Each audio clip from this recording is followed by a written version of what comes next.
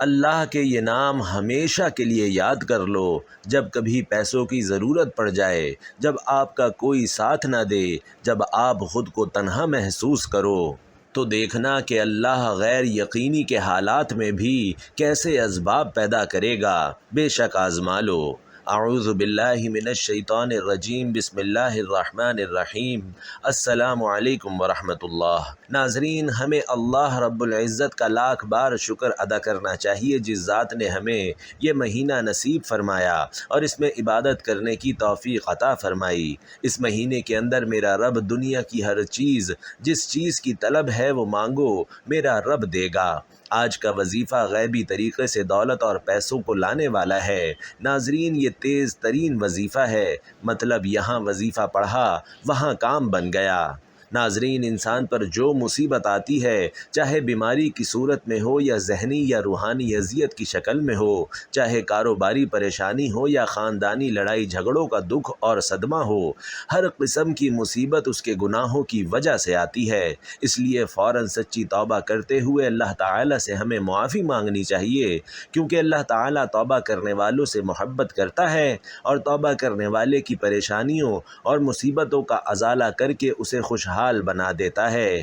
ناظرین، آپ سے درخواست ہے کہ خود بھی اور کمنٹ باکس میں بھی ایک بار استغفر اللہ لازمی مینشن کریں، تاکہ دوسروں کو بھی ترغیب ہو اور ہمارے لیے بھی خیر و برکت کا باعث ہو۔ ناظرین، انسان میں گناہوں اور غلطیوں کی جانب رغبت کا میلان موجود ہے۔ انسان میں نفس امارہ ہر لمحہ گناہوں میں مبتلا کرنے کی کوشش کرتا رہتا ہے۔ جس میں سلیم الفطرت انسان کسی گناہ یا غلط کام کا ارتکاب کرتا ہے تو وہ یہ جان رہا ہوتا ہے کہ وہ غلط کام یا ظلم و زیادتی اور فسق و فجور کر رہا ہے، وہ رسول اللہ صلی اللہ علیہ وسلم کے طریقے کی مخالفت کر رہا ہے اور اللہ کے فرامین سے بغاوت کر کے اس کے قہر و غضب کو دعوت دے رہا ہے۔ یوں وہ اپنی دنیا اور آخرت دونوں کو تباہ و برباد کرتا ہے۔ لیکن اس کے ساتھ شیطان کے وار، خواہشات کا غلبہ، گناہوں کی عارضی لذت، دنیا کی چکا چوند، جھوٹی اور کھوکھلی عزت کا نشہ اس کو گناہ کے ارتکاب کی طرف لے جاتا ہے۔ گناہ کے ارتکاب کے وقت جب کبھی اس کا ضمیر گناہوں کو چھوڑنے کا کہتا ہے تو وہ یہ کہہ کر ضمیر کو خاموش کروا دیتا ہے کہ ابھی تو بڑی عمر پڑی ہے، میں عنقریب توبہ کر لوں گا، اور اسی طرح امیدوں اور خیالات سے دل کو بہلاوے رکھتا ہے اور گناہوں کی گہری دلدل میں دھنستا چلا جاتا ہے۔ در حقیقت گناہ انسان کے حق میں نہایت خطرناک ہیں، اس سے دنیا اور آخرت دونوں برباد ہو جاتے ہیں اور گناہ کا اثر جسم میں زہر کی طرح سرایت کر جاتا ہے۔ میرے بھائیوں اور بہنوں، حضرت آدم علیہ السلام کو جنت سے نکالے جانے اور ابلیس کے ملعون ہونے کی وجہ بھی یہی گناہ کی نحوستیں تھیں۔ قوم نوح اور عاد و ثمود کو بھی گناہوں کی وجہ سے عذاب سے دوچار کیا گیا۔ گناہوں کے بے شمار برے نقصانات ہیں۔ ناظرین، صرف یہی نہیں بلکہ گناہوں کے بے شمار برے اثرات اور نقصانات ہیں جو انسان کے ذہنی، جسمانی اور روحانی کردار پر بھی زائل ہوتے ہیں، اور اس میں سب سے بڑا نقصان یہ ہے کہ نور الہی اور گناہوں کے ارتکاب کی وجہ سے انسان علم سے محروم ہو جاتا ہے۔ امام شافعی رحمۃ اللہ علیہ فرماتے ہیں کہ میں نے اپنے استاد سے کمزور حافظے کی شکایت کی تو انہوں نے مجھے ترک معاصی یعنی ترک گناہ کی نصیحت فرمائی، اور آپ نے یہ بتایا کہ علم ایک نور ہے اور اللہ کا نور گناہ گار کو نہیں دیا جاتا۔ ناظرین، گناہوں کا ایک اثر یہ بھی ہوتا ہے کہ انسان کی روزی اور رزق میں تنگی آ جاتی ہے۔ یاد رکھیے کہ حصول رزق اور فراخی معاش کے لیے ترک گناہ سے بہتر کوئی چیز نہیں۔ اللہ تعالیٰ فرماتے ہیں کہ جو شخص اللہ سے ڈرتا ہے اور گناہوں سے باز آ جاتا ہے، اللہ اس کے لیے مشکلات سے بھی نکلنے کا کوئی راستہ پیدا کر دے گا اور اسے ایسے رزق دے گا جہاں سے اس کا گمان بھی نہیں جاتا۔ گناہ گاروں اور اللہ کے درمیان دوری ہو جاتی ہے اور دل کا سکون نہیں ملتا۔ انسان کے دل میں اللہ کی عظمت کم ہو جاتی ہے، تبھی تو انسان گناہ کرتا ہے۔ اللہ کی دل میں اہمیت نہ رہے تو دل پر پردہ پڑ جاتا ہے اور مہر لگ جاتی ہے۔ جب انسان انسان اللہ کو بھول جاتا ہے تو اللہ انہیں برباد کر دیتا ہے، ذلت اور رسوائی ان کا مقدر ہو جاتی ہے۔ ناظرین، اللہ بڑا بے نیاز ہے جبکہ بندہ ہر لمحہ اس کا محتاج ہے، پھر وہ اللہ کے ذکر سے کیسے غافل رہ سکتا ہے؟ اور اگر غافل رہتا ہے تو یقین جانیے کہ اپنی جان پر خود ظلم کرتا ہے، کیونکہ اللہ تو اپنے بندے پر کبھی ظلم نہیں کرتا، بلکہ لوگ اپنی جانوں پر خود ظلم کرتے ہیں۔ اس کا حال ایسا ہوتا ہے جیسے اس کے پاس تلوار تو موجود ہو مگر نیام میں زنگ آلود ہو۔ گناہوں سے دل زنگ آلود اور مفلوج ہو جاتا ہے۔ نفس امارہ برائی کا حکم دیتا ہے، وہ خواہشات اور گناہوں سے قوی دلیر اور درندہ صفت بن جاتا ہے، جبکہ نفس مطمئنہ مر جاتا ہے۔ ایسا شخص دنیا میں بھی اور برزخ میں بھی مر چکا اور آخرت میں بھی اس کے لیے کوئی چیز نہیں۔ اگر وہ اللہ کو یاد کرتا ہے تو دل ساتھ نہیں دیتا، زبان ذکر کرتی ہے تو دل غافل ہو جاتا ہے۔ ہر آدمی جانتا ہے کہ ہر اچھے یا برے عمل کا رد عمل بھی ضرور ہوتا ہے۔ دنیا میں پیش آنے والے حالات پر سب سے زیادہ اثر انداز ہونے والی چیز ناظرین انسان کے اچھے یا برے اعمال ہی ہیں، جن کا براہ راست تعلق اللہ تعالیٰ کی خوشنودی اور ناراضگی سے ہے۔ کسی واقعے اور حادثے کے طبی اسباب جنہیں ہم دیکھتے، سنتے اور محسوس کرتے ہیں، وہ کسی اچھے یا برے واقعے کے لیے محض ظاہری سبب کے درجے میں ہیں۔ سادہ لوگ حوادث و آفات کو صرف طبی اور ظاہری اسباب سے جوڑتے ہیں اور پھر اسی اعتبار سے ان کو حوادث سے بچاؤ کی تدابیر کرتے ہیں۔ شرعی تعلیمات کی روشنی میں بحیثیت مسلمان ہمیں یہ اعتقاد رکھنا ضروری ہے کہ یہ سب کچھ اللہ تعالیٰ کے حکم اور امر سے ہوتا ہے، جس کا عقل اور حواس خمسہ کے ذریعے ادراک کرنے سے ہم قاصر ہیں۔ وحی الہی اور انبیاء علیہم الصلاۃ والسلام کے ذریعے اللہ تعالیٰ نے جزا و سزا کا جو نظام سمجھایا ہے وہ ہمیں اس غیبی نظام کے بارے میں آگاہ کرتا ہے، وہ یہ کہ کسی بھی واقعے اور حادثے کا اصل اور حقیقی سبب اللہ تعالیٰ کی رضامندی یا ناراضگی ہے۔ اللہ تعالیٰ نے حالات کو خواہ اچھے ہوں یا برے انسانی اعمال سے جوڑا اور وابستہ فرمایا ہے، چنانچہ انسان کے نیک اور برے اعمال کی نوعیت کے اعتبار سے احوال مرتب ہوتے ہیں۔ صحت و مرض، نفع و نقصان، کامیابی اور ناکامی، خوشی اور غمی، بارش اور خشک سالی، مہنگائی، امراض، زلزلہ، طوفان، سیلاب وغیرہ۔ ناظرین، یہ سب ہمارے نیک اور بد اعمال کا ہی نتیجہ ہوتے ہیں۔ بالفاظ دیگر ان سب احوال کے ظاہری اسباب کچھ بھی ہوں مگر حقیقی اسباب ہمارے نیک اور بد اعمال ہوتے ہیں۔ ناظرین، اسی طرح کے خوفناک واقعے انفرادی ہو یا اجتماعی دراصل اللہ تعالیٰ کی طرف سے الارم اور تنبیہ ہوتے ہیں تاکہ انسان اپنے اعمال کا محاسبہ کرے اور کوئی تنبیہ اس کی غفلت دل کو جنبش دینے میں کامیاب ہو جائے۔ جب بھی میں کہتا ہوں اللہ تعالیٰ میرا حال دیکھ کر حکم ہوتا ہے، اپنے نامہ اعمال دیکھ، دنیا میں پیش آمدہ اچھے یا برے واقعات سے حاصل ہونے والا انسانی تجربہ بھی اسی پر شاہد ہے کہ ہمارے سارے لوگ اور قوموں پر اللہ تعالیٰ کی نافرمانی کی وجہ سے دنیا میں ہی مختلف قسم کے عذاب آئے ہیں۔ مثلاً کوئی مسخ کیا گیا، کوئی زمین میں دھنسایا گیا، کوئی دریا میں غرق کیا گیا، کوئی طوفان کی نظر ہوا، اور ان تباہ شدہ اقوام کی بستیوں کے کھنڈرات آج بھی اس حقیقت پر مبنی ہیں۔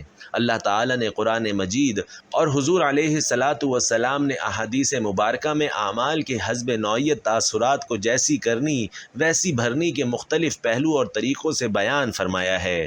امت کو بداعمالیوں کے برے نتائج سے آگاہ فرما کر اصلاح کا حکم دیا ہے۔ چنانچہ کچھ غلطیاں ہوتی ہیں جو رزق کم کرنے کا باعث بنتی ہیں اور وہ ان مشکلات کا شکار رہتے ہیں۔ تو آج ہم آپ کو ایسی چیزوں کے بارے میں بتانے والے ہیں کہ وہ کون سی عام غلطیاں ہیں جو ہمارے رزق میں مشکلات پیدا کر دیتی ہیں اور اللہ تعالی ہمارا رزق تنگ کر دیتا ہے۔ آپ کو حدیث مبارکہ کی روشنی میں بتائیں گے کہ کس وجہ سے اللہ تعالیٰ انسان کا رزق کم کر دیتا ہے۔ اس کے بعد کچھ کام ضرور کرنے ہوں گے جو آپ کے لیے آسانیاں پیدا کریں گے، جتنے چاہیں کر سکتے ہیں۔ اللہ تعالیٰ کا نام لیں، اللہ تعالیٰ سے مانگتے رہیں تو بے شمار نعمت اللہ پاک آپ کو عطا فرما دے گا۔ سب سے پہلا عمل جو ہے وہ یہ کہ جوتے پہن کر یا کھڑے ہو کر یا ننگے سر کھانا کھانا رزق میں کمی کا باعث بنتا ہے۔ ناظرین، بہت سے لوگ جوتے پہن کر کھانا کھا رہے ہوتے ہیں یا جلدی جلدی میں کھڑے ہو کر کھانا کھا رہے ہوتے ہیں۔ ہم بہت سی ایسی خواتین کو بھی دیکھتے ہیں جو ننگے سر بھی کھانا کھا رہی ہوتی ہیں۔ مثلاً ہمارے گھروں کی عورتیں بھی ننگے سر کھانا کھا رہی ہوتی ہیں اور کھانا دے بھی رہی ہوتی ہیں، جس کی وجہ سے ہمارے گھروں کا رزق تنگ کر دیا جاتا ہے۔ ناظرین، دوسری وجہ یہ ہے کہ بیت الخلاء میں ننگے سر جانا بھی ہمارے رزق میں کمی کا باعث بنتا ہے۔ عام طور پر دیکھا جاتا ہے کہ جب خواتین بیت الخلاء جاتی ہیں تو ان کا سر ننگا ہوتا ہے۔ یہی ننگا سر ان کے رزق میں تنگی کا باعث بنتا ہے۔ اس بات سے خواتین کو گریز کرنا چاہیے کیونکہ اس سے رزق میں تنگی پیدا ہو جاتی ہے۔ ایک زمانہ تھا جب مہمانوں کو رحمت سمجھا جاتا تھا، مگر آج کل کے دور میں مہمانوں کو زحمت سمجھا جاتا ہے۔ یہ عادت، یہ سوچ، یہ خصلت بھی گھروں میں، معاشرے میں رزق کی تنگی کا باعث بن رہی ہے، بلکہ بن چکی ہے۔ تو ہمیں چاہیے کہ مہمان کو رحمت سمجھیں، کیونکہ مہمان اللہ پاک کی طرف سے رحمت لے کر آتا ہے۔ بعض چیزیں چونکہ شریعت میں ہیں تو اس میں چونکہ ایسے مراحل آتے ہیں کہ ہر شخص اس کا متحمل نہیں ہوتا، تو ہر ایک کے سامنے بیان کرنا مشکل ہو جاتا ہے۔ ناظرین، یہ کچھ ضروری باتیں تھیں جو میں نے آپ سے عرض کی ہیں، آپ انہیں سمجھیں اور ان پر عمل کریں۔ تو آئیے ناظرین، اب ہم جان لیتے ہیں کہ آپ نے کیا وظیفہ پڑھنا ہے، کیسے پڑھنا ہے۔ ناظرین، آج کے دن کسی بھی نماز کے بعد کسی بھی وقت، جب جہاں جیسے آپ کو وقت مل جائے، باوضو مصلی پر بیٹھ کر آپ نے سب سے پہلے نبی کریم صلی اللہ علیہ وسلم کی ذات مبارکہ پر درود پاک پڑھنا ہے۔ درود پاک آپ چاہیں تو مختصر والا یعنی صلی اللہ علی محمد پڑھ لیں یا صلی اللہ علیہ وسلم پڑھ لیں، لیکن یاد رکھیے کہ اگر آپ درود ابراہیمی پڑھتے ہیں تو یہ زیادہ فضیلت اور زیادہ افضل ہے۔ درود پاک پڑھنے کے بعد آپ نے سب سے پہلے اپنے خاص مقصد کی نیت کرنی ہے، اور جب آپ نیت کر لیں تو فوری طور پر آپ نے اعوذ باللہ من الشیطان الرجیم بسم اللہ الرحمن الرحیم پڑھ کر وظیفے کا آغاز کرنا ہے۔ اور سب سے پہلے نمبر پر جو وظیفہ پڑھنا ہے وہ وظیفہ ہے یا مسبب الاسباب۔ یا مسبب الاسباب کا مطلب ہے اے اسباب پیدا کرنے والی ذات۔ اگر آپ بے روزگار ہیں، روزگار کے لیے اسباب بن جائیں گے۔ اگر آپ کا کاروبار بالکل ٹھپ ہو چکا ہے، یا مسبب الاسباب پڑھنے سے آپ کا کاروبار انشاءاللہ ترقی اور عروج پر پہنچ جائے گا، یا آپ کا جو بھی مقصد ہے تو وہ انشاءاللہ یا مسبب الاسباب کے اس وظیفے سے پورا ہو جائے گا۔ ناظرین، یہ وظیفہ یا مسبب الاسباب آپ نے اپنے دائیں ہاتھ کی انگلیوں پر یا تسبیح کے دانوں پر صرف 21 بار پڑھنا ہے۔ یا مسبب الاسباب 21 بار پڑھنے کے بعد آپ نے دوسرے نمبر پر جو وظیفہ پڑھنا ہے، اس وظیفے کو آپ نے اپنی زندگی میں بہت بار پڑھا ہوگا۔ بڑا آسان سا اور چھوٹا سا وظیفہ ہے۔ آپ نے اب یا اللہ یا رحمانو کا وظیفہ کرنا ہے۔ ناظرین، یا اللہ یہ رب کریم کا صفاتی نام ہے اور یا رحمانو بھی رب کریم کا صفاتی نام ہے۔ جب آپ اللہ کو ان کے ذاتی اور صفاتی ناموں سے پکارتے ہیں تو رب راضی ہو جاتا ہے، تو میرا رب بہتر نہیں بلکہ بہترین سے نوازتا ہے، پھر میرا رب بن مانگے آپ کو عطا فرماتا ہے۔ یا رحمانو یہ رب کریم کی وہ صفت ہے کہ اگر اس صفت سے رب کو پکارا جائے تو میرا رب ناممکن حاجات کو بھی پورا کر دیتا ہے۔ ناظرین، یا مسبب الاسباب 21 بار پڑھنے کے بعد یا اللہ یا رحمانو کا یہ وظیفہ بھی آپ نے 21 بار ہی پڑھنا ہے۔ اور اس کے بعد آپ نے تیسرے نمبر پر جو وظیفہ پڑھنا ہے وہ ہے یا حی یا قیوم۔ اور ناظرین، یا حی یا قیوم آپ نے دائیں ہاتھ کی انگلیوں پر یا تسبیح کے دانوں پر 33 بار پڑھنا ہے۔ 33 بار یا حی یا قیوم پڑھ کر اللہ سے مانگ کر دیکھیے، وہ ادھورے کام جو آج تک پورے نہیں ہو سکے، جن کو انسانی عقل کہتی ہے کہ یہ ناممکن ہیں، وہ بھی انشاءاللہ آج پورے ہو جائیں گے۔ ناظرین، جب یہ تینوں وظائف آپ کر لیں تو آپ نے چوتھے اور آخری نمبر پر قرآن پاک کی ایک سورت پڑھنی ہے۔ بہت ہی آسان اور چھوٹی سی سورت ہے، لیکن اس سورت کے کمالات بہت زیادہ ہیں۔ آپ نے آخری نمبر پر سورت الکوثر پڑھنی ہے۔ بسم اللہ الرحمن الرحیم، انا اعطیناک الکوثر فصل لربک وانحر ان شانئک ھو الابتر۔ ناظرین، آپ نے چوتھے اور آخری نمبر پر سورۃ الکوثر کو صرف 7 بار پڑھنا ہے۔ جب آپ یہ سارے اعمال بتائے گئے طریقے اور ترتیب سے پڑھ لیں تو آخر میں ایک مرتبہ پھر سے درود پاک پڑھ لیجئے گا، وہی درود پاک جو آپ نے شروع میں پڑھا تھا۔ اب آپ کا عمل مکمل ہو گیا۔